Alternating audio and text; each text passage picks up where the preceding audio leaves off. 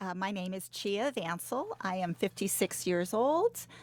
Today's date's October 9th, 2015. We are in Sacramento, California, and I'm interviewing my mother, Kiyo Sato. My name is Kiyo Sato. I am 92 years old, and today's date is October 9th, 2015, in Sacramento, California. And this is my daughter, Cia Vancil, who is chatting with me. So let's get started and talk about you. Mm-hmm. Tell me about your growing up and your early life being part of the Sato family. My father came from Japan at the age of 14, and he came because they were starving there in Japan with his four siblings and his father, who was a gambler. So, in desperation, they came. His father and my father came to the Napa Valley to work. And my father was a very curious young man, and he um, is self-taught, and he studied English and read everything he can get a hold of and found out about America. And he was really impressed with how this country began, and even about, he knew all about the founding fathers. But anyway, eventually he married my mother, who was a nurse in Tokyo, and they started farming in South Sacramento on a small strawberry field, and had a small strawberry field. In those days, nobody wanted to do this hard work, so there was no competition. And so lots of Japanese immigrants went into strawberry growing. So anyway, we grew up, and I became the firstborn, and I had six brothers and two sisters. I'm the big sister to all of them. And we grew up poor, but happy. And we grew our own vegetables and our fruits, and and as I started school, my mother said, "You know, your these American stories are terrible. They teach selfishness and all that." So that's when my father's story times began every night. Every night. I don't know how in the world he had this all these stories at his fingertips every single night. Anyway, and then you heard about our ofuro bath. Yeah, yeah, that was our nightly ritual when we went to the Japanese redwood tub and cleaned from head to toe. Went to bed warm and happy and clean. So that's things were going great, and the American dream was almost within reach. Mm-hmm. So So, what happened then to change that direction for you and your right, family? I was a student at City College, Sacramento City College, and my first year was almost over when we had to leave. But when Japan dropped that bomb on Pearl Harbor on December 7th, 1941, our lives turned upside down. So, and then there was so much racism, so much hysteria, and we heard that constantly in the news. We heard that there's going to be concentration camps. How did you feel during that time? What happened? It was scary. It was a scary, scary time. we had, I couldn't travel over 5 miles.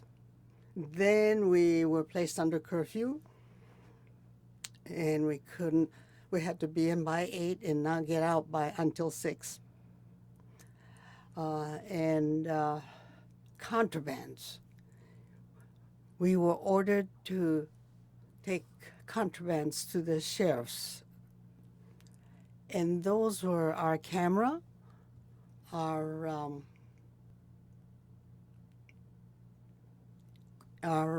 long knives, radios, and lately I just heard that even long knitting needles were contraband. Can you imagine? Yeah. So tell me about the signs you saw back then. Oh my gosh. I was driving down our country road, Routier Road, and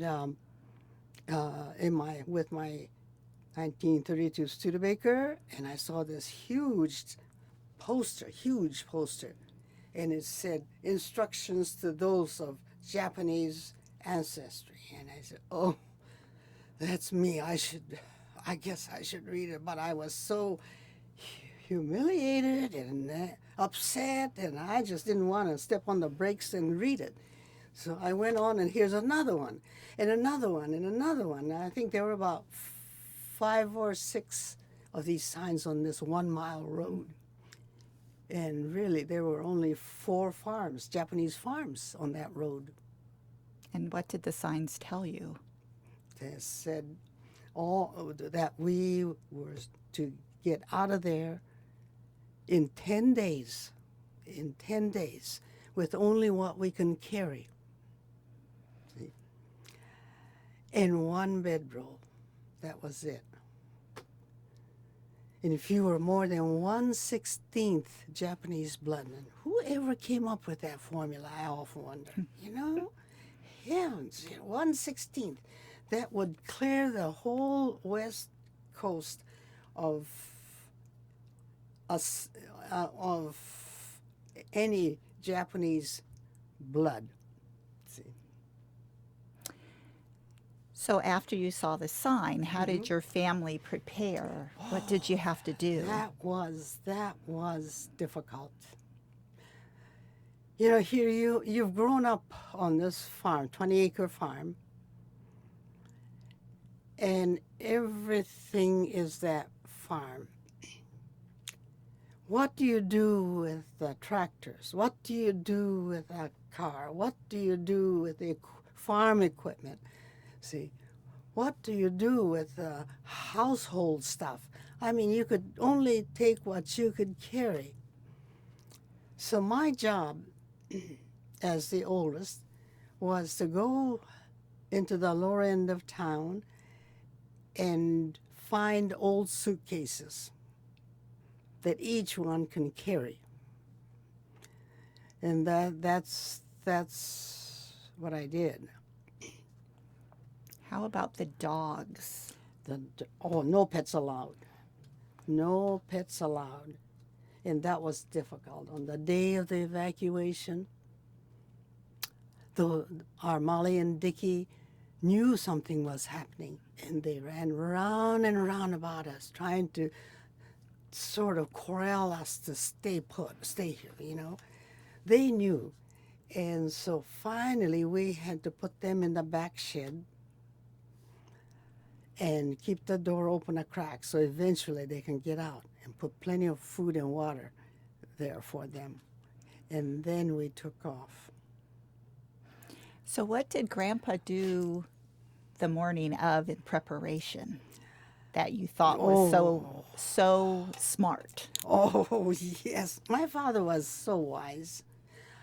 I don't know how, with 9 children, I'm the oldest, 9 children, the youngest being 3 years old, how they could think so clearly about what is necessary.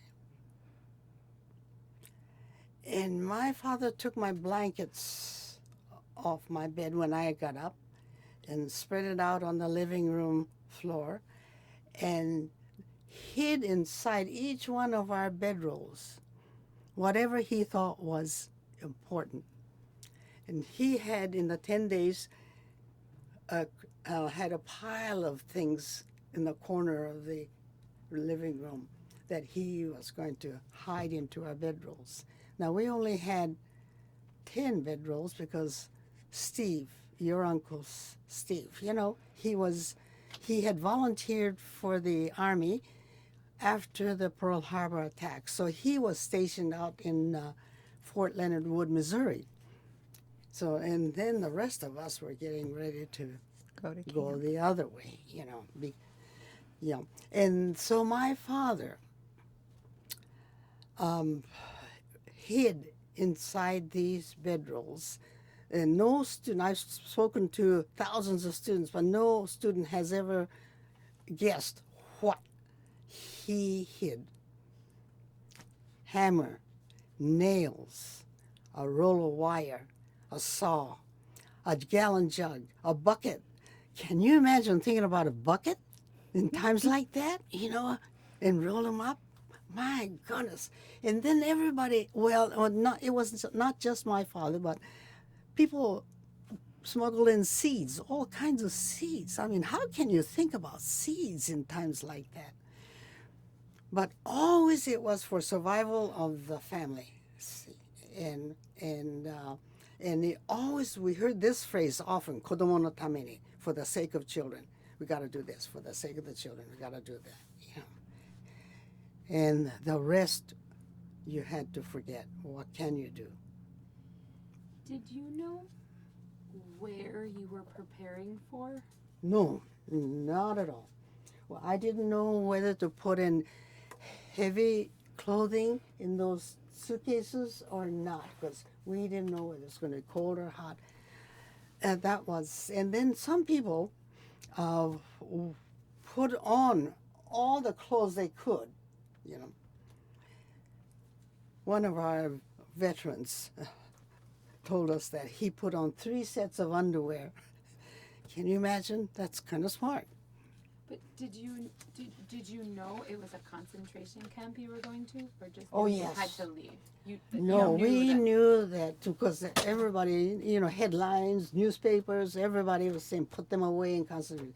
Henry McLemore, the syndicated columnist, said throw them out in the desert and let them become like the skulls of cattle. And I thought we were getting there. Yes.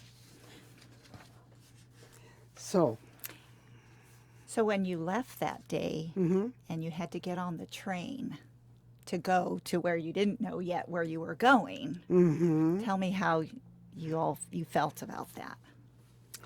For 10 days I had, how old was I? Just turned 19. I was on the go all the time. My mother and I hardly slept trying to get things ready, and so did my father, of course. He took care of the farm things. But until the last minute, I thought, our president is going to realize that this was a mistake and change his mind and say, you can all go home. Well, when that train started to move, I tell you, I just broke down and cried. This was it, this was it. All my plans, everything else, dreams, that's gone. There's nobody there to come and help us. All those hundreds of guards were out there. All those Caucasian workers were out there, outside. But none of them waved goodbye. And then, you have nowhere to go when your president, your own president, signs an order, Executive Order 9066. None of us will ever forget that. Then, you're alone. There's no one. Your president has put you away, So it was, so I just broke down and I thought, this was the end. Tell me about the paper you wrote. Oh, yes. I remember in high school I had written this essay, What America Means to Me. And it placed in the finals, to my surprise, in the high school finals. And then this happened, so it was quite a shock. We were sent to 15 holding camps. They were called assembly centers. Pinedale Assembly Center is where we were sent, in the middle of California, temporarily until the permanent concentration camps were finished. Can you imagine going through all that expense for 2 months to put 120,000 of us into all these different places?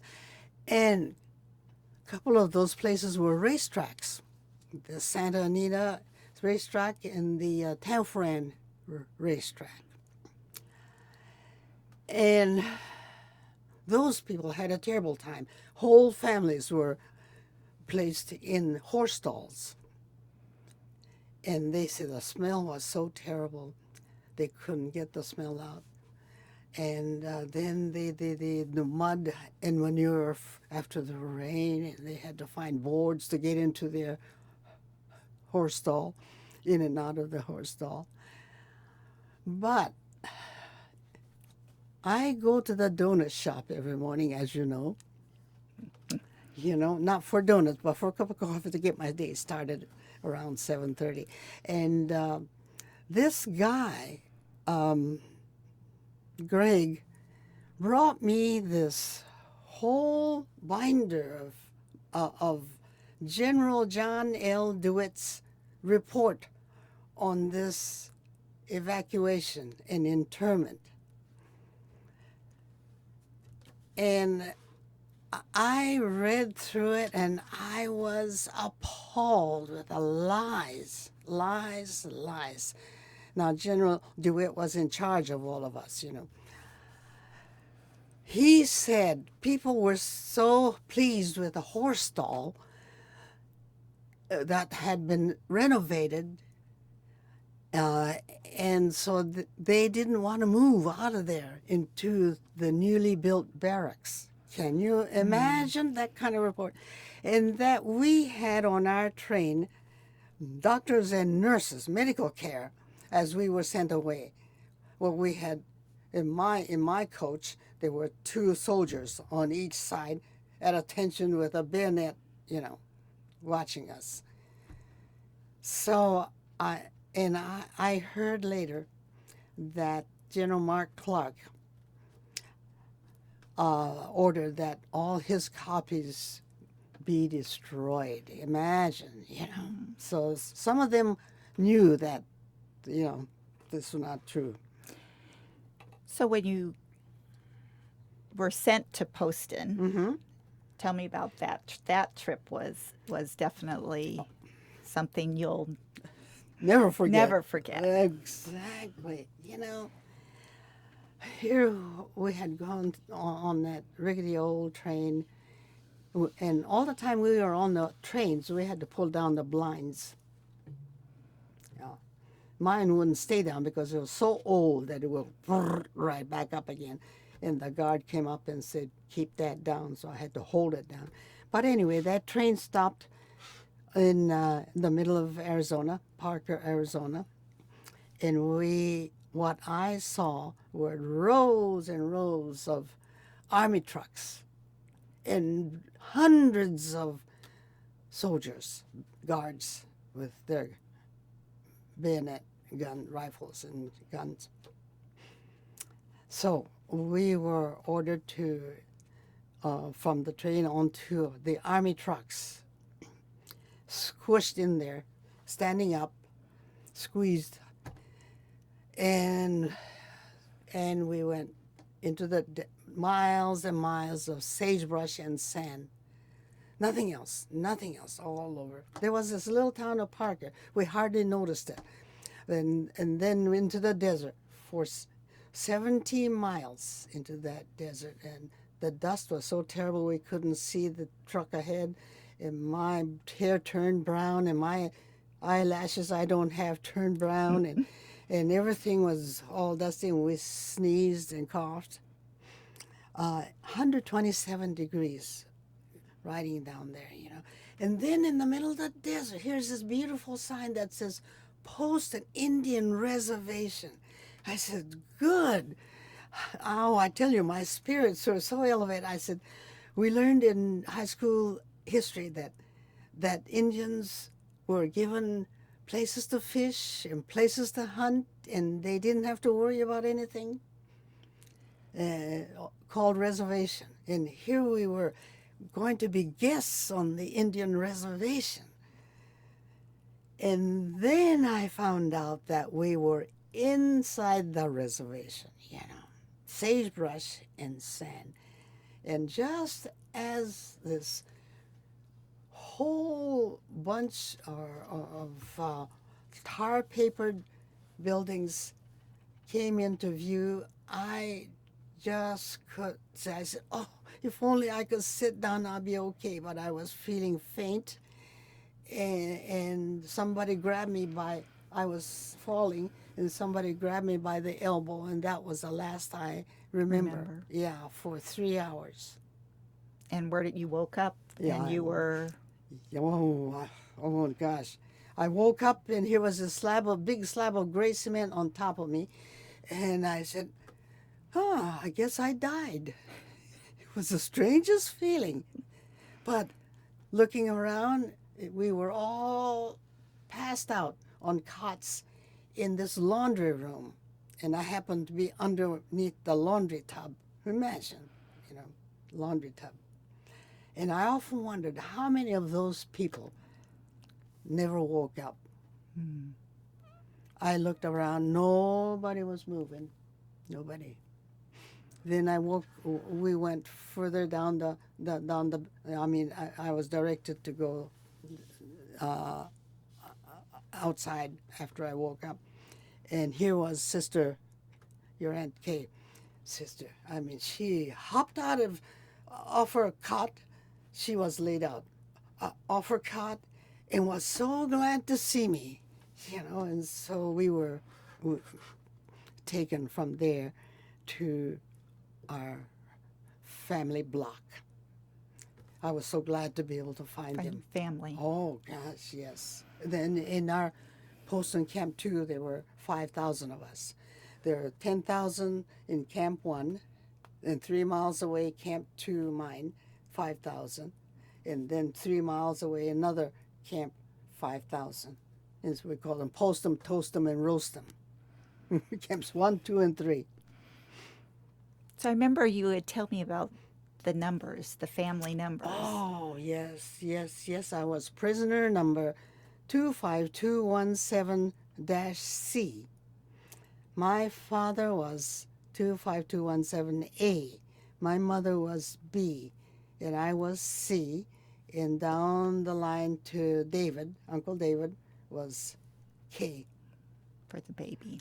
Yeah, he was 3 years old. So what else do you remember about being in camp? What were some of your You know what was amazing to me, Cia, was the first thing our parents thought of were the children. And so somebody, I don't know, a few people had baseballs. And so they went to the fire break and formed baseball teams. And there were so many baseball teams. Kids were kept so happy. And then somebody went and dug up a sort of I think it must have been a cottonwood tree trunk. And that became, and they put a hoop around it. That became the basketball court. Things like that. Immediately they started thinking about how to keep the children happy. And you talk to your aunts and uncles who were younger than me, and they had a good time, right? Mm-hmm. Yeah, they always talk about having a good time dancing in the barracks and doing this and doing that, you know. I remember the stories of the latrine. Oh, that was terrible. Latrine. But the latrine was in the Pinedale Assembly Center, and the one in Poston, the permanent camp, was a little bit better. It didn't have any partition, though. All these white bowls are in the middle of the room, you know. But in the Pinedale Assembly Center, they had dug a big hole and then created a box over the hole. And my latrine had 6 holes this way and then 6 holes behind you. So it was Community a toilet. Well, exactly. Community outhouse is what it was, really. Yeah, and I had a terrible time. You know, here I am, a teenager, and I think, oh, I gotta go and sit in there. I had nightmares about that for many years later, not being able to find a proper toilet for a long, until I understood what was going on in my mind. You know, that kept coming up and coming up. That's why you have those dreams. Yeah, exactly.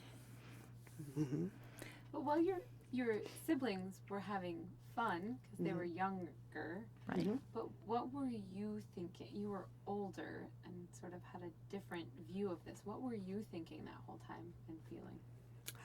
I wanted to continue my education, but that seemed impossible at that time. But my father, being bilingual, you know, he was in and out of the administration building.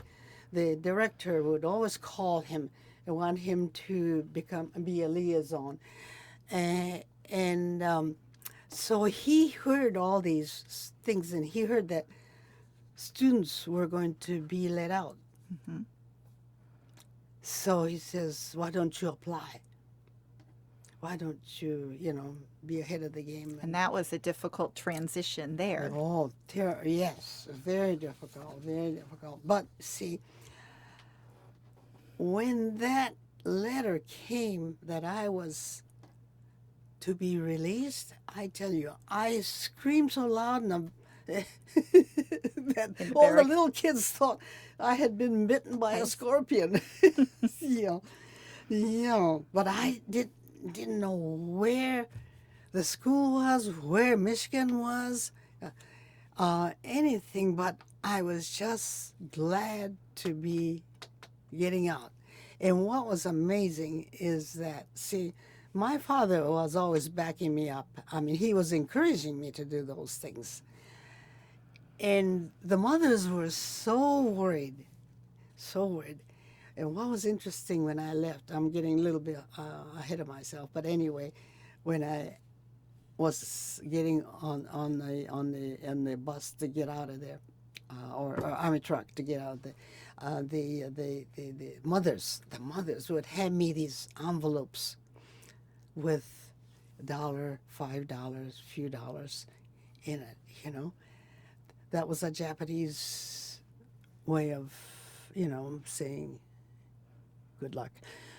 But my father said, "Don't accept that. Nobody has money here.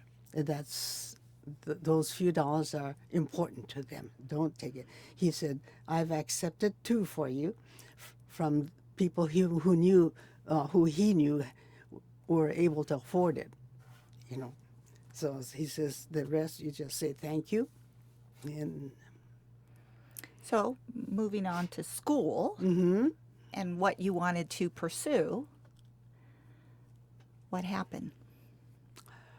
well, I was accepted, went to Hillsdale. I was the only non-white in the whole town. And so everywhere I went, people were looking at me, staring at me, and I learned to smile and nod my head and go on. But it was not easy. I was investigated by the FBI twice on campus, and that was scary. I think it went on there, each time it went on for 2 to 3 hours, and I was so exhausted. I said, now, if I just agreed to what they're accusing me and my family of, then they'd probably let me go. But I knew that, you know, I stood by what I knew was the truth. You know, they tried to incriminate my father, for instance, you know, that he was an enemy and so forth. So, So after Michigan, mm-hmm, you wanted to do nursing. So mm-hmm. where did you go? I applied and was rejected so many times. Johns Hopkins Nursing School, they all required a bachelor's before you enrolled. Yale did the same thing, and Western Reserve, and I got letters saying we cannot have anyone of your ancestry around the patients, or we have this policy, and so nothing was opening up. And so I tried the Navy, and the Navy recruiter wouldn't take me either. I was the wrong color again. So anyway, eventually I got sidetracked into social work, and then tried back into nursing again. Two years later, wrote to the same schools saying, now my brother and all the young people are fighting to, you know, what's the word I want to use, for upholding democratic principles. Then I can't understand why an institution of your standing has this kind of policy. So they sent me application forms without any letter. So I took one. So with all these experiences that you, through your life, Mm-hmm. what's been your purpose as you've moved forward with your book? Tell me about your book and why you felt a need to Oh, write it. there's so much to say, but you know, life goes so fast, and all of a sudden, I'm 80, and I said, you've got to stop and tell what your parents, the Japanese immigrants, and their Nisei generation went through. And so that I felt compelled. I thought, I've got to do that. I've got to do that before I die in here. I'm already 80. In 4 years, I finished it. And lo and behold, it got to my great surprise, it got all kinds of awards. And one meaningful one, though small, was from the Sacramento County Historical Society. Mm-hmm. And then I knew that this is a historical document, you know. So from there on, it got, you know, the William Saroy and all kinds of prizes. You went with me. I did. Mm-hmm. I did. So who was your biggest influence and the impact they had on your life? You know, my mother and father, they were the reason why I am still here. Really, when you stop to think.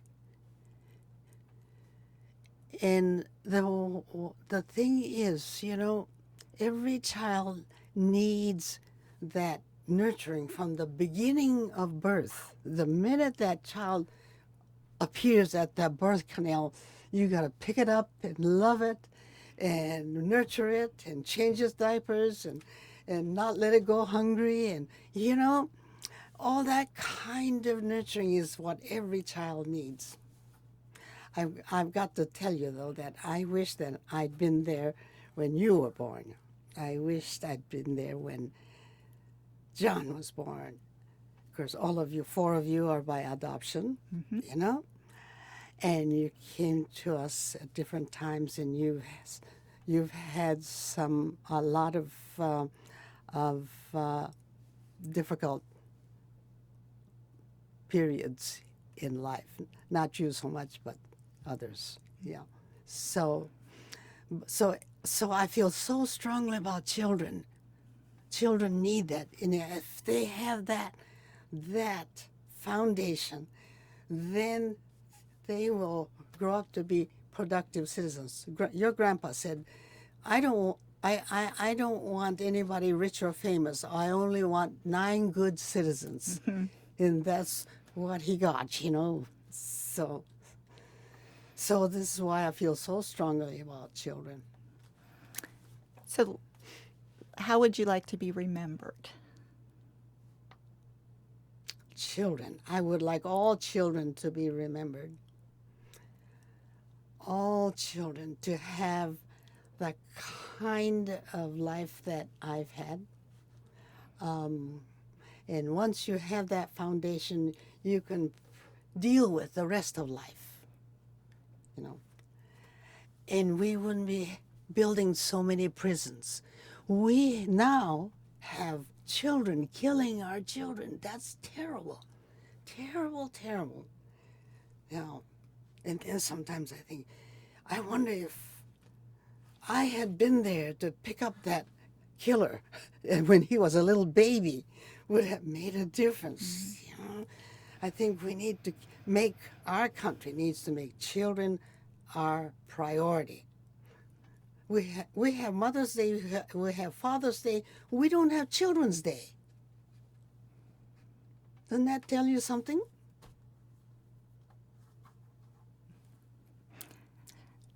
So that's I think is our future. We've got to pay attention to the needs of all our children, you know. So, how do you spend your day now? Oh my goodness. Oh my goodness, honey.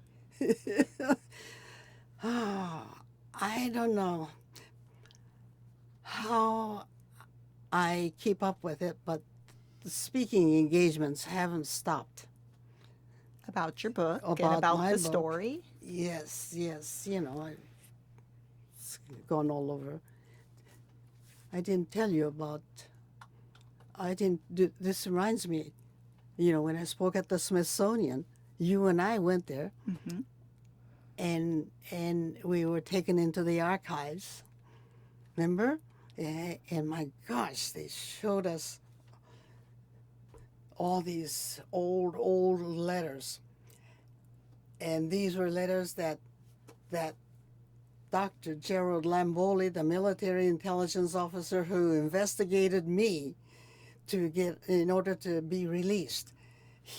And he had come all the way to Sacramento, to Edward Kelly School, that one-room schoolhouse with a belfry, and confiscated 60 letters. And those letters were mine, written to her, and my brother's letters and my cousin's letters. Can you imagine? And those are at the Smithsonian now for all to see. Oh my gosh! And then These are letters you wrote to whom? To Miss Cox, Miss Mary Aline Cox. What a wonderful school teacher. Well, when we left, she had 13 children left in her school. And she took the 13 children with her to say goodbye to us. Mm-hmm. At the train station. At the train station. And I heard later she was fired. Mm-hmm. Those were terrible times, but we knew that our kids were safe, our little kids were safe going to Edward Kelly School. But it was those letters that this investigator was looking at, which allowed Yes. you to be released. Exactly. Do you remember seeing Mrs. Cox and your classmates at the train station? Yes. Yes. Can you Yes. can you describe that to Cia? Mm-hmm. Well, when we were leaving, and I was just bawling, you know, and they were way at the edge. The train was really moving where they were standing with the 13 children, you know, and so when I saw this, two hands waving through this filthy, dirty window, you know. I'm sorry. And there they were, and Miss Cox wanted the children to witness history, she said. You know. Yeah. So she was amazing. The best teacher I've had in all my years of education has been Miss Cox. I had her for 8 years. And she had sometimes a maximum of 50 children by herself. Eventually they got another teacher. You know, Mrs. Fairburn was there.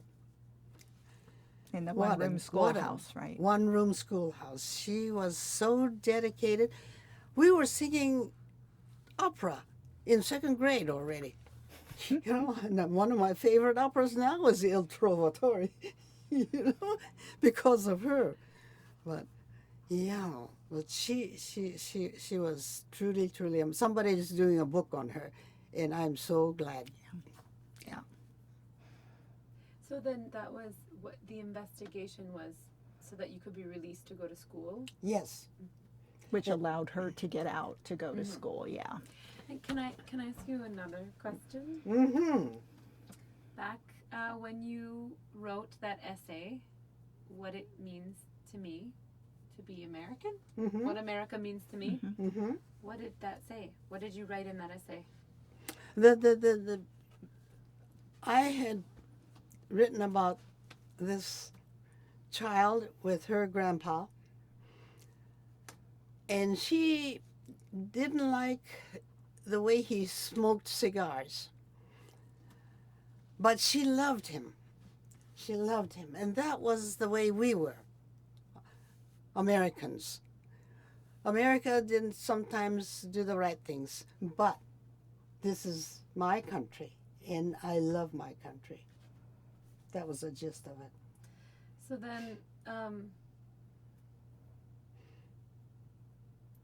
did that change, after you went to Poston?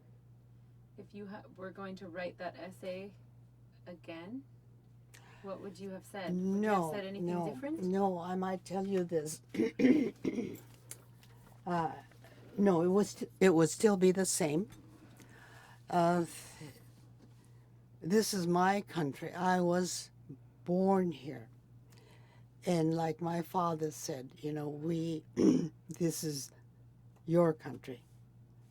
My 9 good citizens is what he wanted. Our thought just disappeared. When you get old, this is what happens. Let me get that thought put together.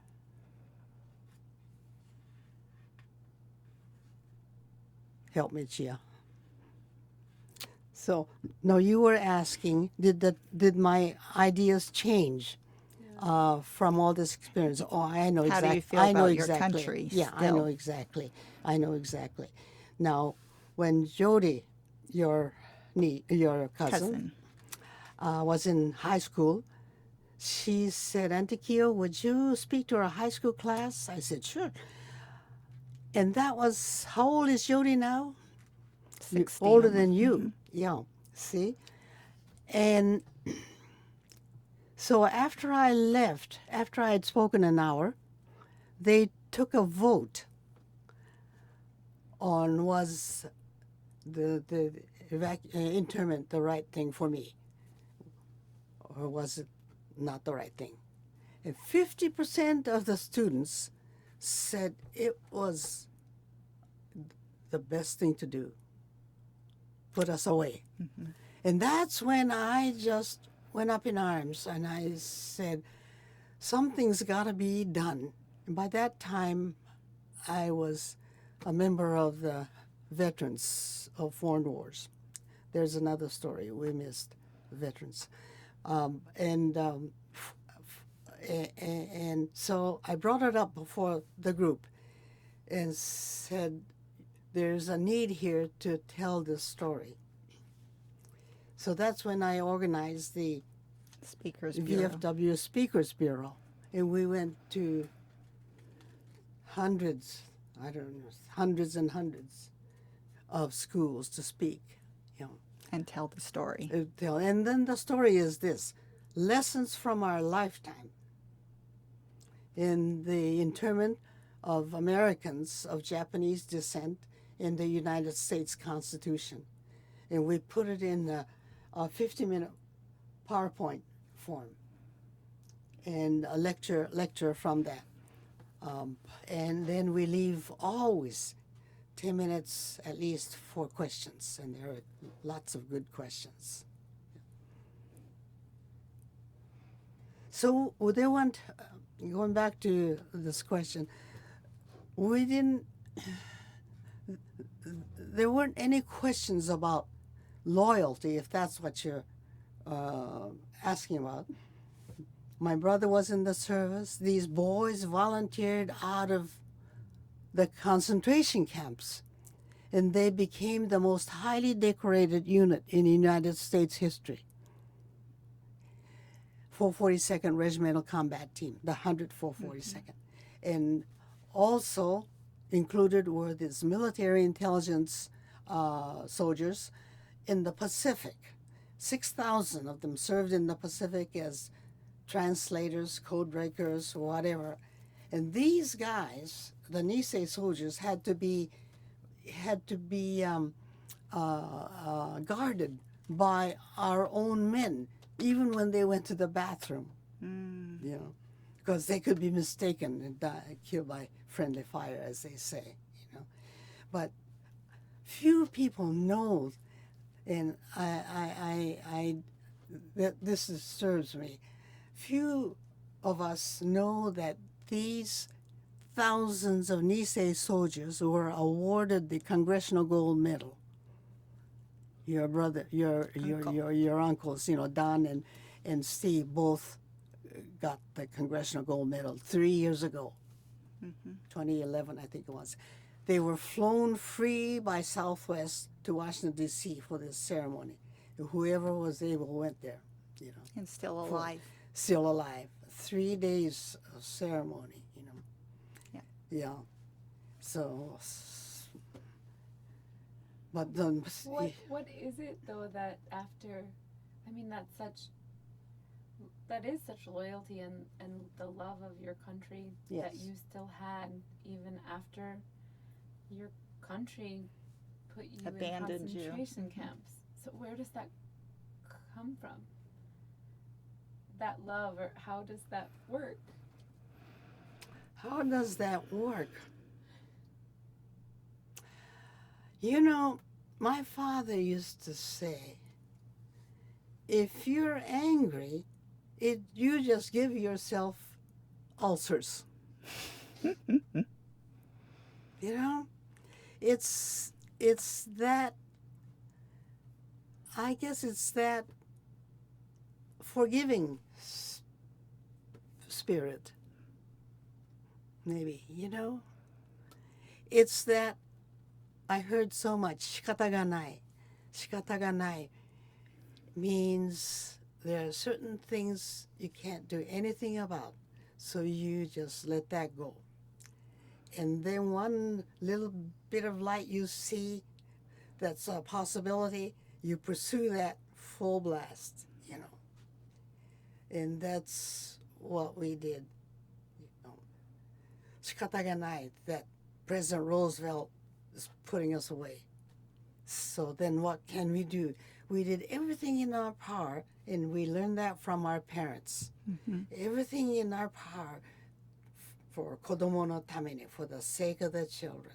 See, we always kept them safe and happy. Your grandma used to say, children has to grow up. Snow means happy and secure. So that's what we did. I didn't mention that in the train going away, and I'm just bawling, you know. And here comes somebody offering me a sushi. Can you imagine? Some mother stayed up all night to fix a whole bunch of sushi, inari sushi, the football kind, you know, for all of us. For everybody. Yeah, yeah. And see, and we did everything not to create further trouble. Right. That was the thing.